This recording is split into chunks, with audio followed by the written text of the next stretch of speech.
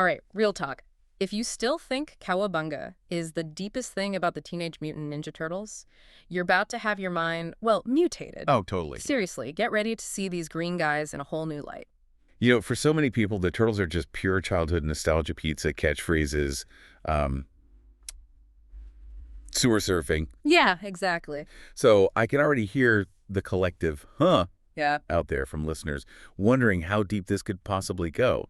But that is exactly where we start this deep dive. Exactly, and that's the beauty of it. This isn't just a trip down memory lane for a deep dive #14. We're getting into something completely different, something that peels back layers on a story we all thought we knew, and it's going to make you reevaluate everything.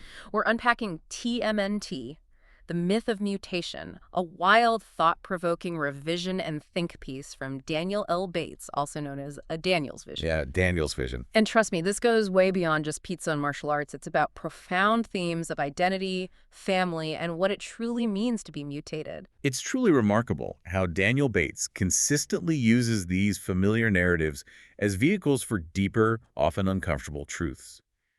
This isn't our first time stepping into his unique perspective, is it? Got it all. We first heard from him in episode 6, Twice Saved My Life, where he shared that raw, intensely personal confessional.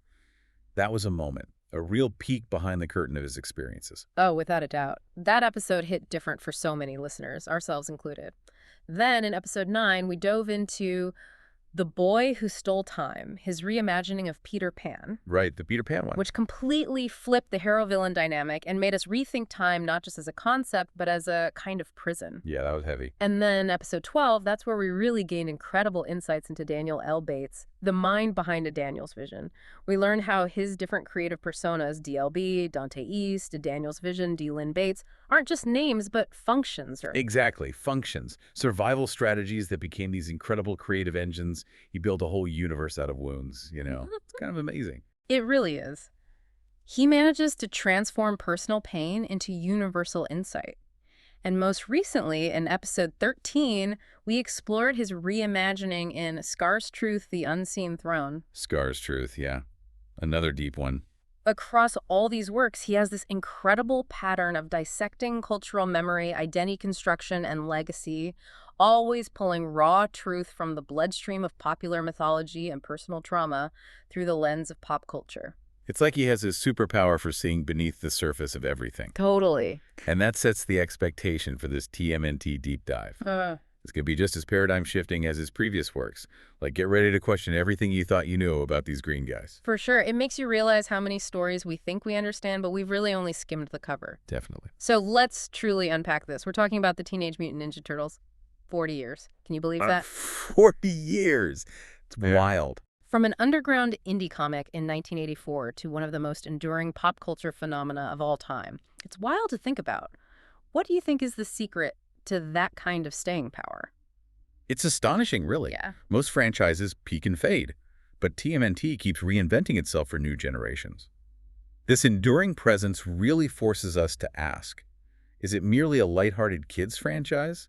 Or does it hold a deeper philosophical exploration of identity, family, and destiny? That's the question. And frankly, the answer to that question might say more about you and your own perception of these themes than it does about the Turtles themselves. That's a powerful point, because TMNT has been reinvented, rebooted, and reimagined so many times that the very definition of what it is shifts with each generation. Right. It's not stable. Unlike franchises like Batman or Spider-Man, which tend to maintain a fairly consistent tone across their different iterations, TMNT can feel drastically different depending on which version you encountered first. So the question becomes, which version is the definitive one, or is there even such a thing? It's a genuine puzzle. Let's trace their evolution to understand this identity crisis a bit better. We start with the original comic from 1984. Okay, the OG. This was the gritty, almost brutal TMNT. Created by Kevin Eastman and Peter Laird, it wasn't just an indie comic. It was a satirical response to the dark superhero comics of the era, heavily inspired by Frank Miller's Daredevil and Ronin and classic samurai films. Right, like super dark. This version was absolutely not for kids. It was steeped in themes of honor, revenge, and existential struggle. Had this been the only version, I genuinely wonder if TMNT would have remained an underground cult classic, far from the global phenomenon it became. It's hard to imagine, right? Because then the 1987 cartoon hit, and that's when everything changed. Everything. That was the big bang. This is the moment TMNT exploded into a worldwide phenomenon. It shed most of its darker origins, becoming lighthearted, goofy, bursting with catchphrases like "Cowabunga, dude." Yowabunga, you couldn't escape it. The focus shifted dramatically from ninja philosophy to pizza, wacky villains, and, crucially, action figures. This is where the debate really started for fans. Did this cartoon dilute TMNT's deeper potential by making it so palatable and commercial? Or did it make it immortal? Exactly. Or was this very dilution the secret ingredient that made the franchise immortal and accessible to millions? I mean, it literally captured an entire generation of kids, ours included. It absolutely captured mine. I spent countless hours playing with those action figures. And then you get to the 1990s live-action films. Oh, yeah, the movies. The Teenage Mutant Ninja Turtles movie from 1990 was, surprisingly, quite dark and serious for what was marketed as a kids' movie. It really was, looking back. The Henson suits helped. Totally. It tried to find a difficult balance between the gritty philosophy of the original comics and the more playful fun of the cartoon. Shredder was portrayed as a truly menacing, physically imposing villain. Yeah, he felt dangerous. And Splinter's teachings felt genuinely heavy with meaning and consequences. For many, myself included, this movie hit a sweet spot. It felt like it truly nailed the essence of TMNT, blending the best of both worlds. That's a strong contender for the perfect version, for sure. But the Turtles continued their evolution. The 2003 and 2012 animated series, for instance, marked significant returns to form in their own ways. Right, trying to recapture some of that edge. The 2003 series brought back much of the darker storytelling and introduced more serious, serialized character arcs, appealing to older fans who missed the comic's edge. More lore-heavy. The 2012 series, on the other hand, found an incredibly clever balance between mature themes and humor, leveraging CGI animation to deliver dynamic action and character expressions. Many argue this 2012 iteration became arguably the most well-rounded version of TMNT, perhaps even perfecting the formula. I can definitely see why people would feel that way. That one got a lot of love. But then we arrive at the modern reboots, and here's where the franchise seems to grapple most explicitly with its identity. Yeah, things got complicated.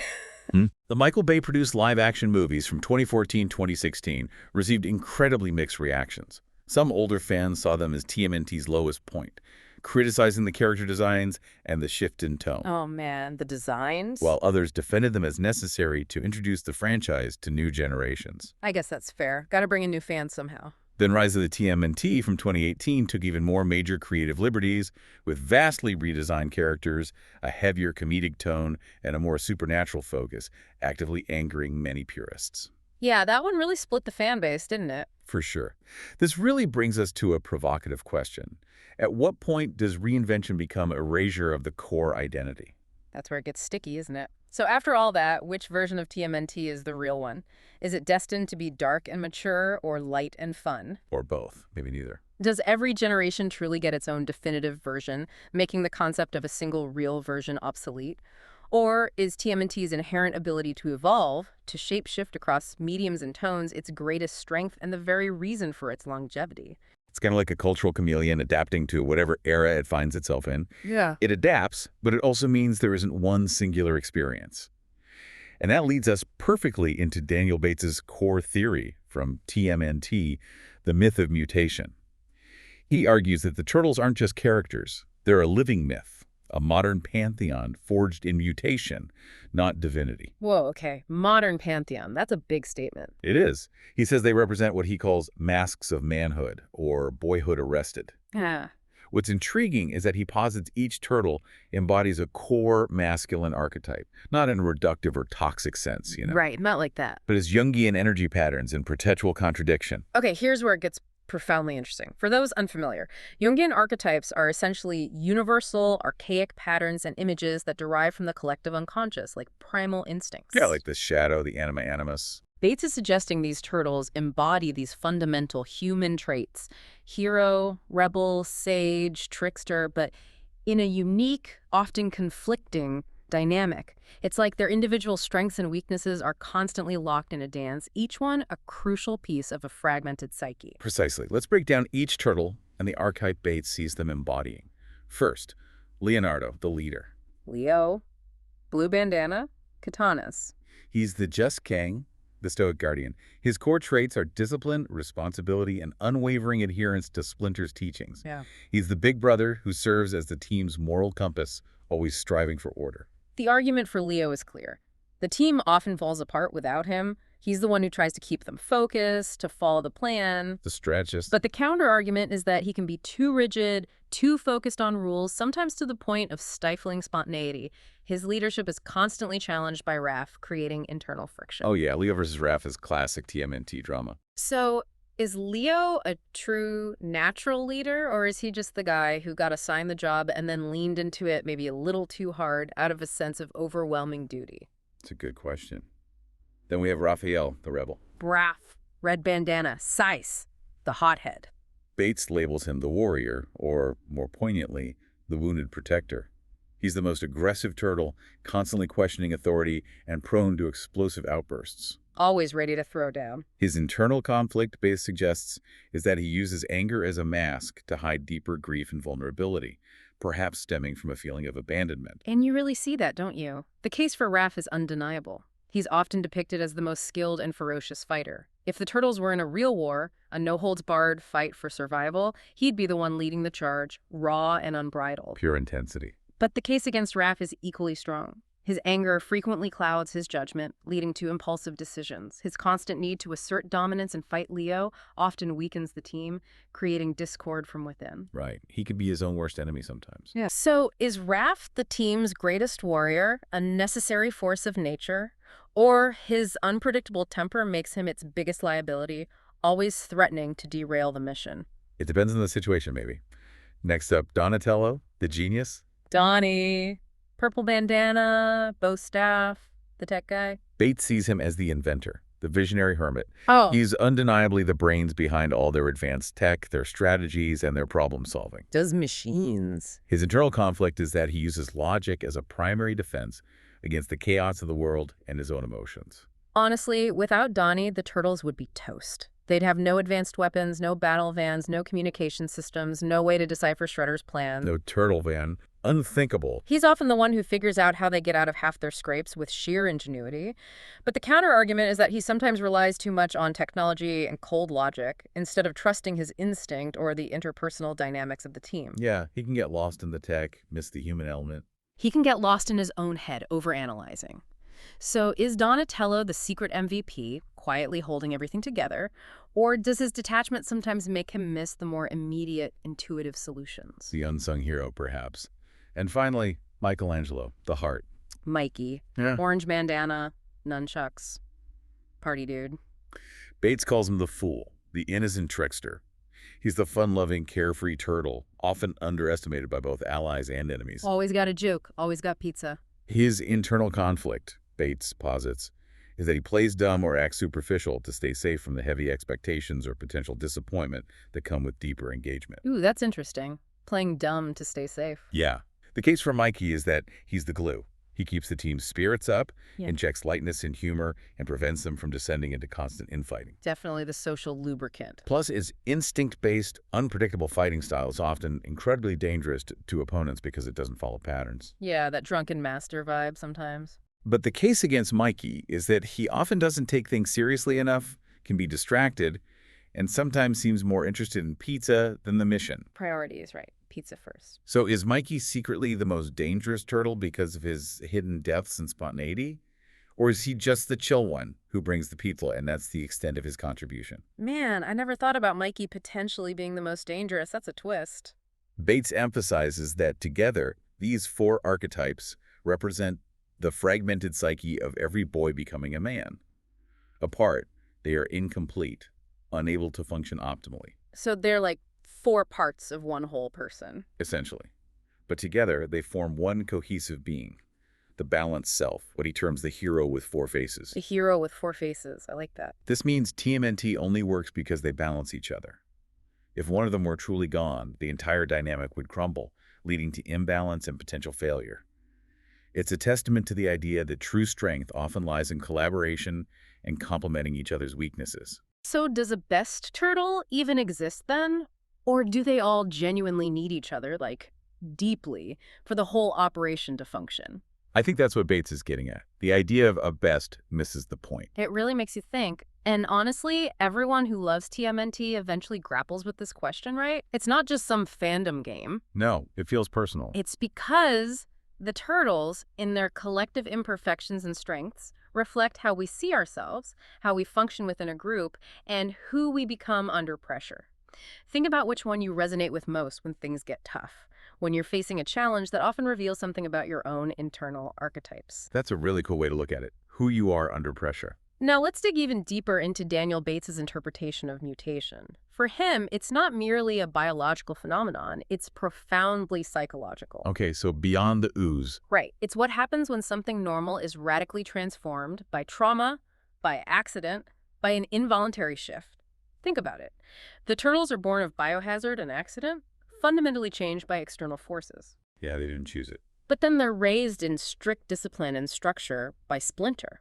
And that's where their evolution becomes this constant internal negotiation. It's instinct versus training, raw emotion versus disciplined control, the untamed animal within versus the identity chosen through rigorous training. It's like nature versus nurture on steroids, almost. In this sense, TMNT becomes less a simple superhero story and more a coming-of-age fable trapped in a war zone, a powerful mirror to the intense adolescent experience where your own body is transforming without your consent and the world suddenly feels full of predators and overwhelming expectations. Wow. Yeah. That feeling of your body changing, the world getting scary, that resonates. Their external mutation forces an internal one, which is something we can all relate to, even if our ooze is different. That's a heavy but incredibly insightful way to look at it. And then you have Splinter. Bates describes him as trauma turned into wisdom. Master Splinter, the wise rat dad. He's a being who lost everything. His humanity, his past, his beloved family, his identity as a man, yet he chooses to transform his profound pain into the strength to raise peacekeepers. That choice is huge. He could have become bitter. He's both father and monk, a mentor whose entire identity is refracted through layers of loss and memory. He doesn't just teach them martial arts, he teaches them a philosophy of existence. It begs the question, what is he truly teaching them? He teaches his sons to fight, not to dominate or simply to win, but to protect the innocent, to protect each other, and perhaps to protect the very idea of peace. Fighting to protect, not to conquer. That's key. He is trying to raise warriors who never become like him, who never become consumed by the same cycles of vengeance or loss that defined his past. This is a powerful paradox. He doesn't want them to repeat his pain. He knows the gravity of the war. They didn't start a war against Shredder, against a society that fears and rejects them, and against their own animalistic instincts, and he prepares them for it. But then, in stark contrast, there's Shredder. The big bad. The ultimate nemesis. Beyond being just a simple comic book villain, Bates frames Shredder as the antithesis of healing. Oof. Antithesis of healing, that's dark. Where Splinter consciously chooses to transform pain into philosophy and wisdom, Shredder takes his pain and turns it into absolute control. He is what happens when grief calcifies into domination, when loss hardens into an unyielding thirst for power and revenge. So, like, the opposite reaction to the same kind of loss Splinter faced. Exactly. And what's intriguing is that in some iterations, Shredder's backstory is genuinely tragic. He's often depicted as wronged, betrayed, or exiled, his family disgraced. Yeah, the Yorokusaki history. Yes. It's complicated. His quest for revenge is deeply rooted in history, pride, and a warped sense of justice. The Turtles don't just fight him physically, they fight what he represents, the legacy of unbroken cycles, of old wounds festering into new conflicts, of a refusal to let go of the past. Fighting the cycle itself. Wow. It genuinely makes you wonder, is he, in a way, the most tragic character in the whole story? Could he be? And if we peel back the layers of Shredder's past, does he deserve sympathy, even a sliver, for the circumstances that forged him into such a destructive force? That's a profoundly uncomfortable question, to be honest, but it's one that Bates forces us to consider. And the setting itself, it's not just a backdrop. The Turtles live in the underworld, the literal sewer, yes. Sweet sewer. But Bates says it's also a powerful metaphor for the subconscious. Oh. Think about it. The city above is a world of light, noise, civilization, conscious thought. The everyday world. While the sewer below represents myth, shadow, transformation, the hidden depths of the mind. They fight in the margins, literally and figuratively, because they live in the margin. The ultimate outsiders. They are not fully accepted by humans, by the world, and sometimes, not even by themselves. It's a vivid metaphor for feeling like a perpetual outsider existing just beneath the surface of what's considered normal. It really amplifies their narrative. And this whole myth of mutation takes on an even deeper layer of meaning when you connect it to Daniel L. Bates's own intensely personal experiences. Okay, this is where it gets incredibly real. He shared that he's always resonated with the Turtles, not just because they're cool or outcasts, but because they live underground. He said with such raw honesty, that's what it's like to live with mental illness, to walk with trauma, to wake up with different weather in your chest than the sky shows above you. That imagery, a different weather in your chest, that hits hard. It's incredibly powerful. It hits you right in the gut. He talks about how the turtles didn't ask to mutate, and neither did he.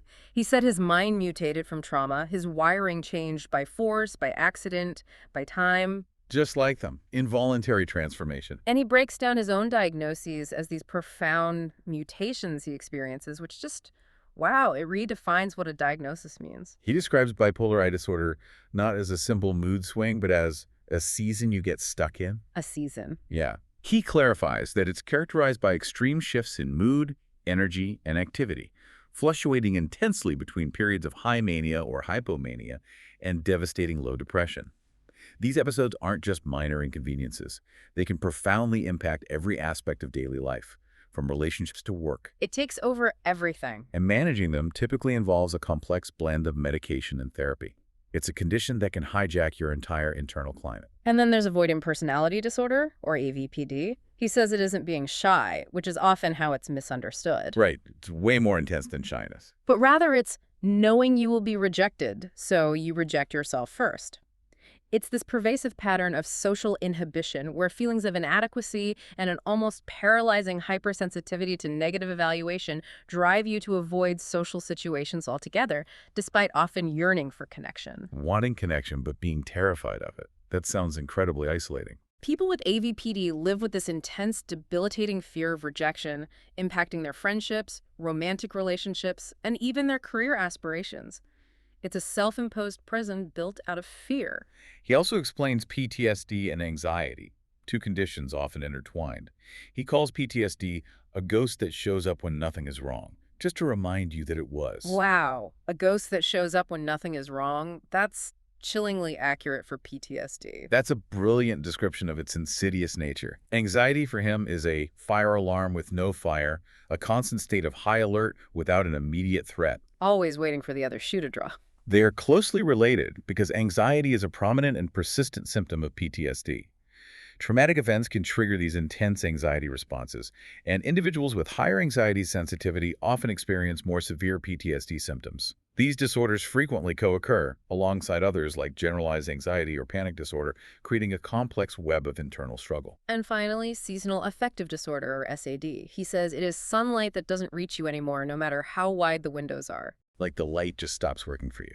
It's a type of depression that predictably comes and goes with the seasons, typically in late fall or winter, and is strongly linked to reduced sunlight disrupting the body's natural circadian rhythms.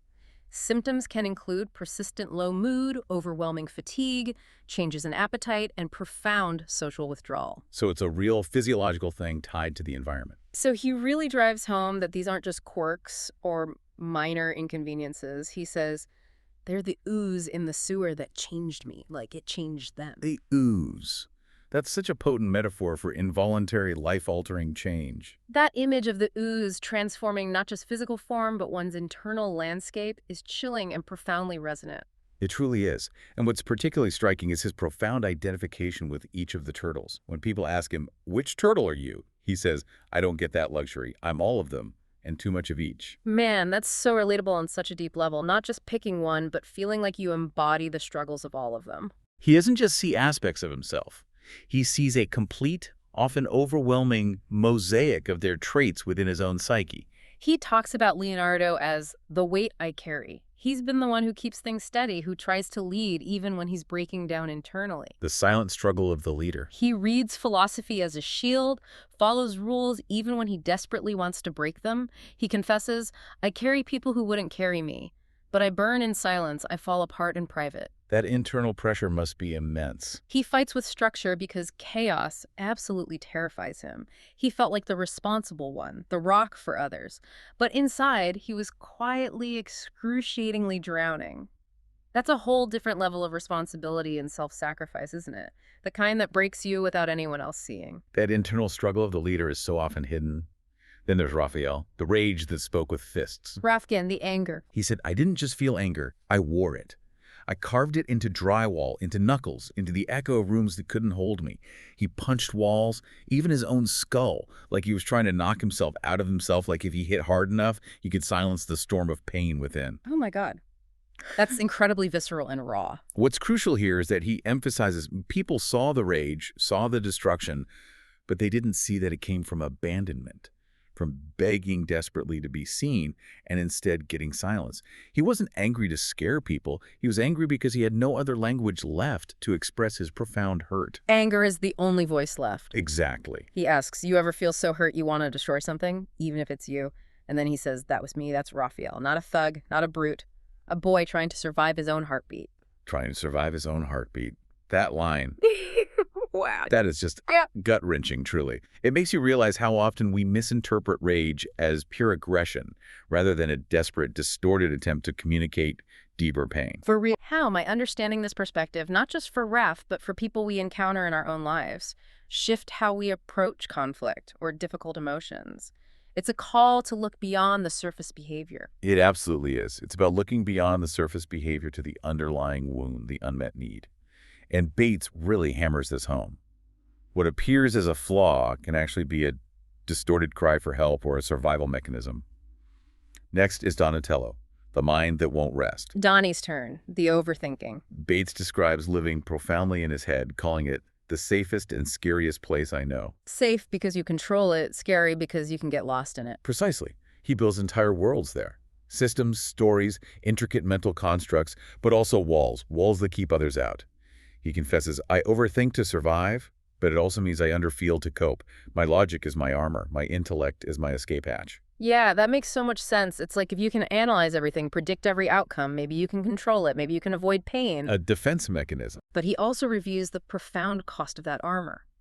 But the moment I get too close to someone, I retreat into analysis. Connection terrifies me because it's not programmable, because it breaks. That fear of connection, that's rough. That's the real vulnerability, isn't it? That fear of the unpredictable messiness of human connection, of the inevitable heartbreak that can't be debugged or logically reasoned away. It's a devastating paradox. The very tool he uses to survive also keeps him from truly living. It's a powerful insight into the defense mechanisms we build. Yeah. And finally, Michelangelo, the laugh that hides it. Mikey, the fun one, hiding something. Bates says people tell him he's warm, funny, chill, the easygoing one, but he reveals a stark truth. They don't see the dread beneath the smile. They don't know the days I disappear inside myself, retreating from the world entirely. That's the personality I vibe with the most, but it's heartbreaking to hear that internal reality, the happy-go-lucky mask. He says his lightness is a strategy, a deliberate deflection, because if I get too real, too often, people leave.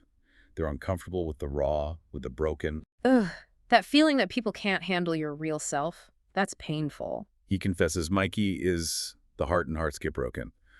I've been broken more times than I admit, but I'd rather make you laugh than let you see me bleed. That's a level of honesty that most people don't get to. The self-sacrificing choice to protect others from your own pain, even if it means isolating yourself. It's a profound act of vulnerability hidden behind a smile. He takes this introspection even further by reflecting on Splinter, calling him my father, my fear, my faith. Splinter again, but from a different angle. He asks with poignant self-awareness, sometimes I wonder, did I raise myself? He acknowledges that Splinter made warriors from trauma, but he also trained them to survive specifically in his world of fear, shaped by his own losses. So, like, did Splinter pass on his own trauma responses? That's the question he poses. He asks, did I do that to myself? Did I teach myself how to fight and endure, but then forget how to truly feel safe or loved?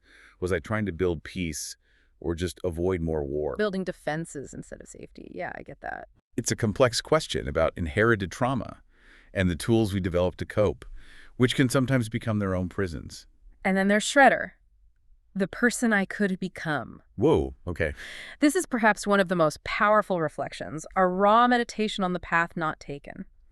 He says, there's a version of me that didn't learn to heal, that let anger calcify, that turned heartbreak into blades, into a weapon against the world. The shadow self, the potential for darkness we all have. He imagines that version of himself as powerful, respected, perhaps even feared, but also fundamentally alone, utterly ruthless and loveless. The cost of that power is immense isolation. And then he says, that version is always close. It's a whisper in the dark, but I keep choosing differently, even when every fiber of my being wants revenge, even when I want to stop hoping. That constant choice. That's resilience right there. That's not just a conscious choice. It's a constant active battle to choose healing over bitterness, empathy over destruction, day in and day out. It's a testament to incredible internal strength. That truly is the definition of resilience. And his personal experiences of heartbreak and rejection echo the turtles' marginalized existence in such a profound way. It all connects back. He talks about being ghosted by people I opened my soul to, loving people who saw my scars and chose lighter stories, and watching friendships fade because I didn't bounce back fast enough because my struggles were too much for them. Oh, that's brutal. Feeling like you're too much for people just because you're struggling. Yeah, the pain of conditional friendship. So his coping mechanism, mirroring the turtles, is to retreat. He says, I build layers, mental bunkers. I hide under manhole covers when the world gets too bright or too loud. Back to the sewer, the safe hidden space. And then he delivers this deeply moving truth. Like the turtles, I exist underneath the world. I come up to help, to love, to connect, but I never quite belong. That doesn't mean I'm weak. It means I'm still trying. It means I'm still showing up for myself. Still trying, still showing up. That's so important. That's not just a description of his life. It's a commitment to his own survival and finding belonging. And his journey culminates in a search for peace, a profound shift in perspective. He used to want normal, to fit in, but now he wants peace. Peace over normal. That's a powerful distinction. He defines peace not as the absence of pain, because pain, he acknowledges, is part of the mutation, but as knowing you can breathe through it. Breathing through the pain, not erasing it. It's an acceptance. It's knowing that mutation isn't shameful, that his scars are not mistakes, but markers of survival etched into his very being. Scars as proof of survival, yeah. It's about finding people who don't ask him to hide his shell, to diminish himself, and believing he is still worthy of the light, even if he lives much of his life in the shadows. Finding your people who accept the whole you, shell and all. Exactly. And he ends with such a powerful, almost defiant statement of self-acceptance. I am not a monster. I am a story. A mutated, broken, beautiful story, written in scars, told in silence, but still unfolding. A mutated, broken, beautiful story. That's beautiful in itself. And like the turtles, I keep fighting. Not because I have to, because I choose to. Because this world may not understand me, but I will not leave myself behind. Not again. Choosing to fight for yourself, choosing not to abandon yourself, that's everything. That's not just a personal declaration. It's a profound redefinition of survival, acceptance, and the ongoing active choice to reclaim one's narrative. It's an anthem for anyone who has ever felt like an outcast, who has battled internal demons, and who has chosen to keep fighting for themselves. Absolutely, an anthem. So thinking about all of that, this deep dive offers such a profound shift in perspective on TMNT. It takes what we thought was just childhood entertainment and transforms it into this vivid mirror of the human psyche and truly the individual psyche. It really does. It elevates it completely. It's wild how Daniel Bates consistently infuses such deep personal truth into stories we've all known since we were kids. He doesn't just analyze them, he makes them feel acutely relevant to our own lived experiences. It's not just reimagining them. It's extracting something fundamentally human and raw from them. It makes you think about all those times the turtles were fighting. And it wasn't just physical combat, but this constant internal negotiation, this constant balancing act between their individual strengths, their vulnerabilities, and their collective purpose. Right. It wasn't just about the Foot Clan. Their enduring isn't just about surviving. It's about enduring together, choosing each other, even when the world outside their sewer is chaotic and unforgiving. It's a testament to brotherhood forged in unexpected circumstances. It makes you wonder about every story you thought you knew. How many layers are just sitting there waiting to be uncovered by someone willing to look closely and honestly? Like we talked about with Peter Pan, and how to grow up is not to lose wonder, It's to remember how precious time truly is. That connection across his work is fascinating, too. For the Turtles, their whole journey of enduring, of fighting, it's not just about stopping villains or eating pizza. It's about figuring out who they are individually and as a family and embracing their own mutations, their own scars as markers of survival. Owning the mutation. It's about that choice to keep fighting, not because they have to, but because they choose to, because they believe in something larger than their own pain. And that's really the core of it, isn't it? The choice to keep evolving, to keep fighting for self-acceptance and connection, even when the world might not understand you. Yeah.